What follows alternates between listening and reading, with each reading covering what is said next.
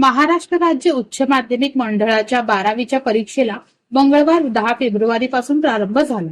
सोलापूर जिल्ह्यात 120 परीक्षा केंद्रात 54,875 विद्यार्थी परीक्षेला बसले आहेत।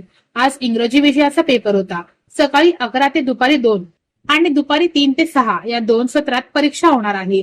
सर्वच केंद्रात सीसीटीव्ही कॅमेरे बसविण्यात आले असून या परीक्षा केंद्रावर मुख्यालयातून नजर ठेवण्यात येणार आहे, अशी माहिती माध्यमिकचे शिक्षणाधिकारी सचिन जगताप यांनी दिली। जिल्हाधिकारी कुमार आशीर्वाद व मुख्य कार्यकारी अधिकारी कुलदीप जंगम यांच्या मार्गदर्शनाखाली 7 भरारी पथके तयार केली असून विभाग स्तरावर 3 भरारी पथके कार्यरत आहेत। सर्व संचालकांनी आपल्या केंद्रात कोणताही गैरप्रकार घडणार नाही याची दक्षता घेण्याची सूचना जिल्हा प्रशासनाने दिल्या आहेत। सर्वच परीक्षा केंद्रावर विद्यार्थ्यांमध्ये उत्साहाचे वातावरण दिसून आले। पालकांनीही मोठी गर्दी केली होती।